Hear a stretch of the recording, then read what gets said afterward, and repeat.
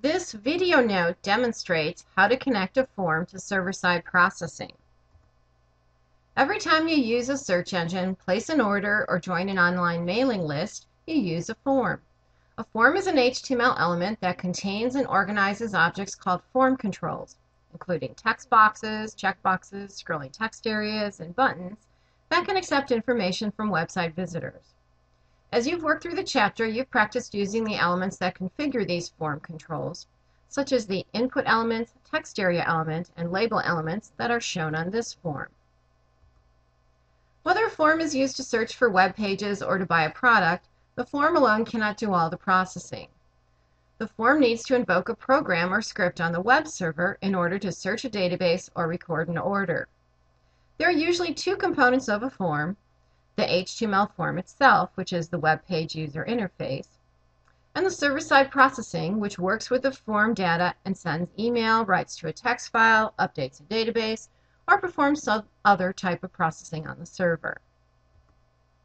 Your web browser requests web pages and their related files from a web server. The web server locates the files and sends them to your browser. Then the web browser renders the return files and displays the requested web pages.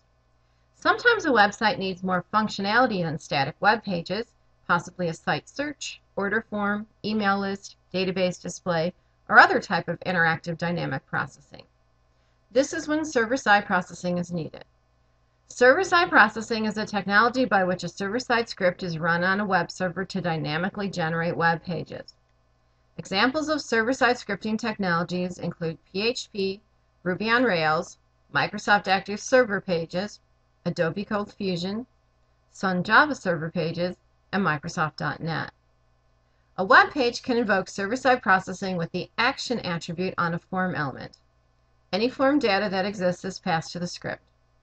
The script completes its processing and may generate a confirmation or response web page with the requested information. When invoking a server-side script, the web developer and the server-side programmer must communicate about the form action attribute and form method attribute. The action attribute is used on the form tag to indicate the server-side script that should be invoked when the form is submitted. The method attribute is used on the form tag to indicate the way in which the name and value pairs should be passed to the server-side script. Method equals get causes the form data to be appended to the URL, which is easily visible and not secure. Method equal post does not pass the form information in the URL.